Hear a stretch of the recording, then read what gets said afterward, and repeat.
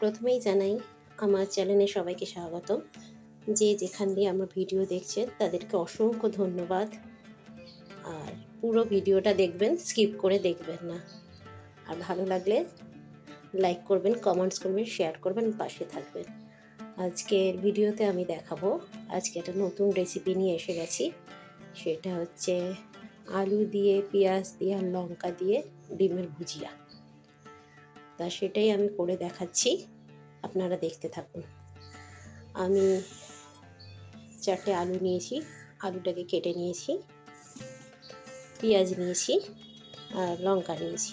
এগুলো যার যার পরিমাণ মতন সেরকম নেবে। আর আমি একটা ডিম নিয়েছি, নিয়ে এবার করে দেখাচ্ছি কিভাবে করছি। গ্যাসে কড়া বসিয়ে দিয়েছি, কড়াটা একটু গরম হয়ে গেছে। এবার আমি পরিমাণ মতন তেল দিয়ে দিলাম। গরম হয়ে গেছে, এবার আমি পেঁয়াজগুলো ফার্স্টে দিয়ে দেবো।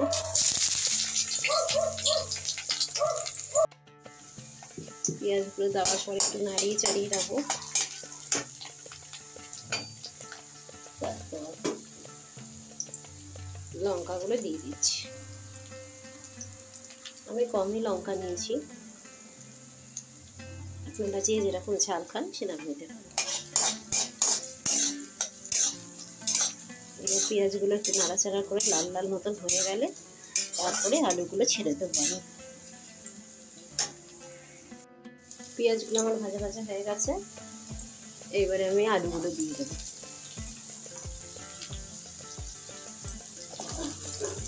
এইভাবে পুরো আলুটাই আমি দিয়ে দেবো। আমি আলুটা দিয়ে দিয়েছি, এবার আলুটা নাড়াচাড়া করবো, করে একটু চাপা দিয়ে দেবো যাতে আলুটা সিদ্ধ হয়ে যায়।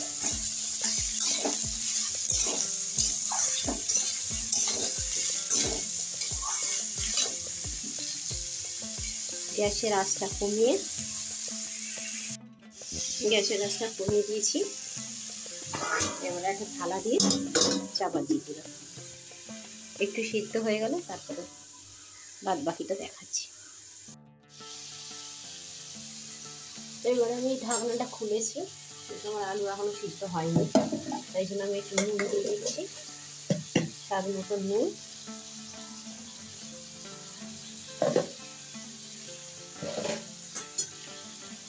নুন দেওয়ার পর আবার এটাকে একটু নাড়িয়ে চাড়িয়ে নেব। নুন দিলে তাড়াতাড়ি সিদ্ধ হয়ে যায়। নাড়িয়ে চাড়িয়ে নিয়ে আবার একটু ঢাকা দিয়ে রাখবো।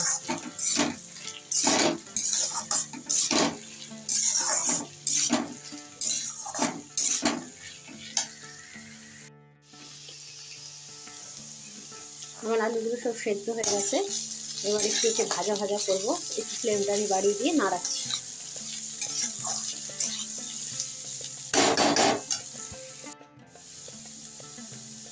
এবার আমি পরিমাণ মতন হলুদ দিয়ে দিচ্ছি।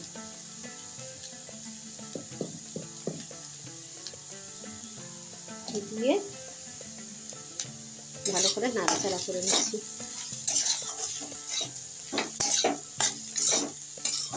এই আলু ভাজাটা খুব টেস্টি হয়, খেতেও খুব ভালো লাগে। আপনারাও বানিয়ে দেখবেন, যদি ভালো লাগে অবশ্যই কমেন্টসে জানাবেন।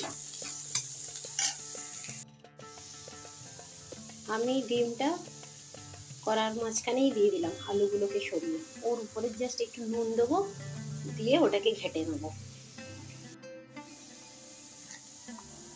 অল্প করে নুন আমি ছড়িয়ে দিলাম, দিয়ে ফ্লেমটাকে অল্প বাড়িয়ে দিলাম, দিয়ে এবার এটার সাথে এগুলো ভালো করে মিক্স করে দিলাম।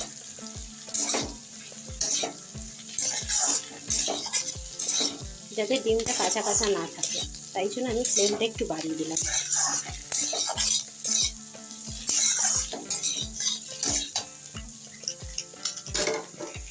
হয়ে গেছে। আমি একটু ম্যাগি মশলা ইউজ করে দিচ্ছি, ম্যাগি মশলা দিলে টেস্টটা আরও খুব ভালো হয়। তাই আমি একটু ম্যাগি মশলা ছড়িয়ে দিচ্ছি এতে, দিয়ে এটাকে ভালো করে নাড়াচাড়া করে নেব।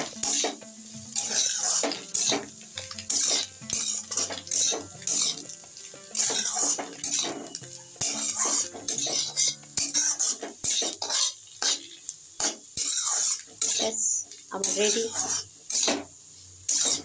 আলু দিয়ে, ডিম দিয়ে, পেঁয়াজ দিয়ে ভুজিয়া। সবসময় তো শুধু শুধু আলু খেতে ভালো লাগে না, তাই মাঝে সাথে এরকম করে করে খেলে অনেক সুন্দর লাগে। তাই আপনারা অবশ্যই ট্রাই করবেন।